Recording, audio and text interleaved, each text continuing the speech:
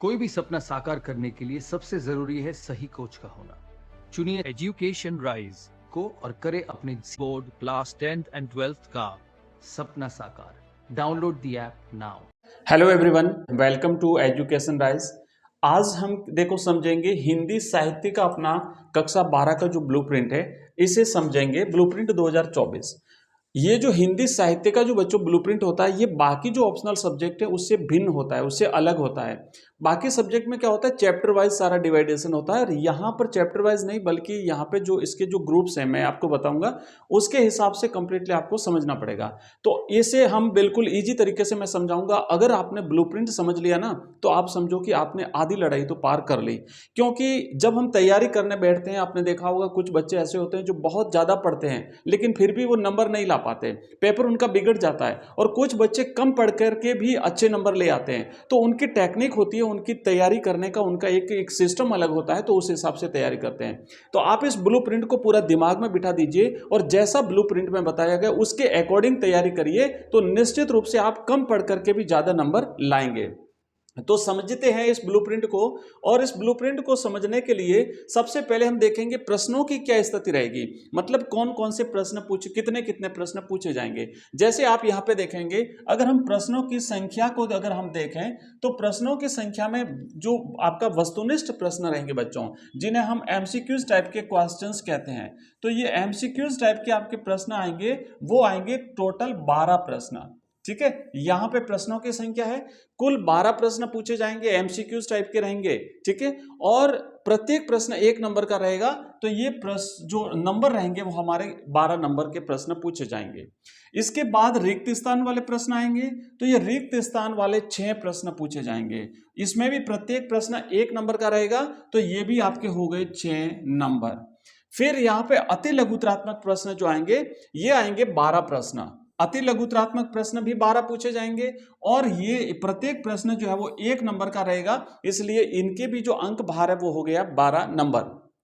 किस किस टॉपिक से आएंगे वो हम नेक्स्ट पेज पे समझेंगे, पर अभी आप ये समझिए कि 12 ऑब्जेक्टिव, 6 रिक्त स्थान, 12 अति लघुतरात्मक और 12 ही लघुतरात्मक प्रश्न पूछे जाएंगे। ध्यान रखना, लघुतरात्मक भी कितने पूछे जाएंगे, 12 प्रश्न पूछे जाएंगे। लघुतरात्मक प्रश्न प्रत्येक रहेगा 2 नंबर का, और इस तरीके से इनका जो अंक भार है ये है टोटल 24 नंबर।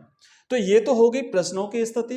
अब हम समझेंगे नेक्स्ट, जो अगले पेज पे जाएंगे, यहां पे अभी देखो दीर्घ उत्तरीय और निबंधात्मक प्रश्न भी रहेंगे। थोड़ा सा इसे समझिए, इसका थोड़ा सा पैटर्न भिन्न रहेगा।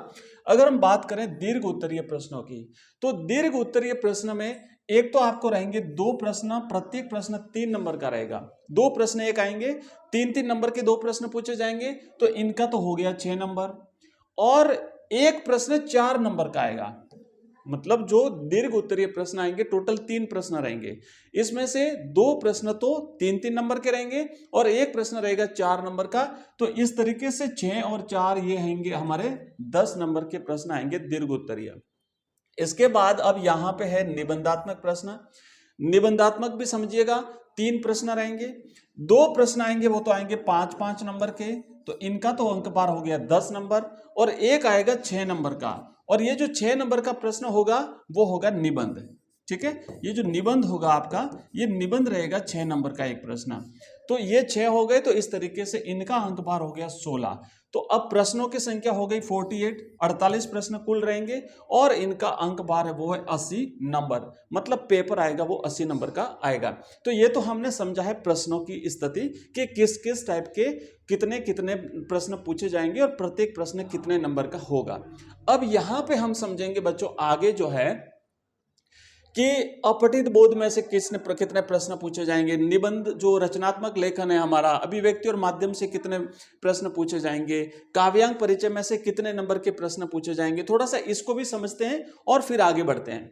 तो जो अपठित बोध होगा, अपठित बोध में बच्चों आपको एक तो मिलेगा आपको गद्यांश।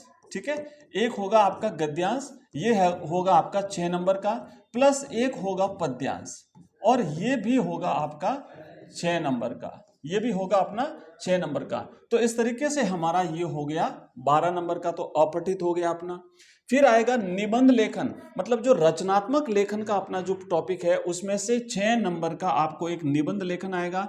यहाँ पे आपको अलग अलग विषय दिए होंगे, टॉपिक्स मिलेंगे, उन विषयों में से किसी एक पर, है ना, किसी एक पर आपको एक निबंध लिखना है, ठीक है, 6 नंबर का।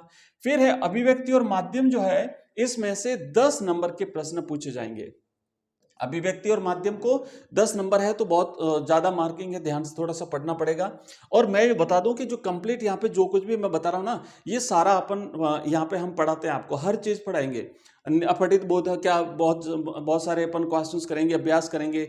और निबंध लेखन के भी मैं बहुत सारे टॉपिक है हमारे पास, तकरीबन 50 टॉपिक हमने तैयार किए हैं, उसमें से आपको निबंध मिलेगा। बेस्ट से बेस्ट हमने निबंध लिखा है। निबंध लिखने की कुछ टेक्निक्स होती है, वो सारी चीजें हम उसमें देखेंगे, ठीक है। अभिव्यक्ति और माध्यम के हमने प्रश्नों की संख्या, परीक्षा में आने वाले प्रश्नों की संख्या पिछले वर्षों में हमने जो करे थे ना क्वेश्चन, आपको बच्चों को उसी में से मिल गए थे, तो ये सारा आपको कंप्लीट करा देंगे। काव्यांक परिचय, किताब के जो क्वेश्चन आंसर्स हैं, एमसीक्यूज टाइप के, वस्तुनिष्ठ, लघुत्रात्मक, अति लघुत्रात्मक, सभी टाइप के प्रश्न करेंगे।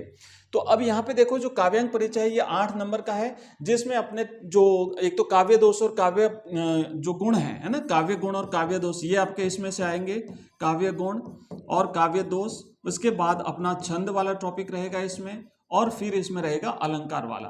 तो ये जो है ना, ये तीनों मिलकर के अपना रहेगा 8 नंबर का अलंकार। तो ये सारी चीजें हम क्लियरली डिटेल में पढ़ेंगे।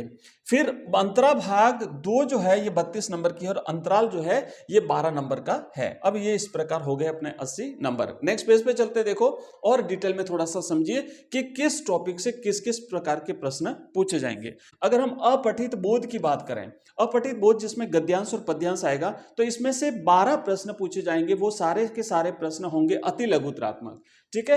ये सभी अति लघुत्रात्मक प्रश्न होंगे। अपठित बोध से न तो कोई एमसीक्यूज रहेगा, न दीर्घ उत्तरीय रहेगा, न रिक्त स्थान रहेगा, कुछ भी नहीं रहेगा। इसके बाद आता है रचनात्मक लेखन। तो इसमें एक निबंध आएगा, 6 नंबर का निबंध पूछा जाएगा। तो इसमें से एक निबंधात्मक प्रश्न पूछा जाएगा आपको 6 नंबर का। तो ये रहेगा प्रश्नों की संख्या। यहाँ पे ये 12 प्रश्न रहेंगे अपठित बोध से, 6 प्रश्न गद्यांश से, 6 प्रश्न पद्यांश से, एक प्रश्न रहेगा निबंध लेखन का 6 नंबर का। फिर आता है अपना अभिव्यक्ति और माध्यम।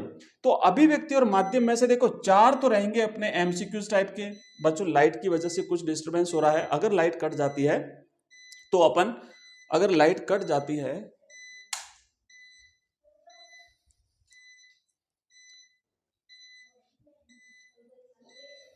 वो बंद कर, लाइट तो है। तो बच्चों देखो, इसके मैं आपको जल्दी से बता देता हूं। अभिव्यक्ति और माध्यम से 4 एमसीक्यूज, 3 लघुत्रात्मक रहेंगे, टोटल 7 प्रश्न। काव्यांश में से 6 रिक्त स्थान रहेंगे, 1 लघुत्रात्मक रहेगा।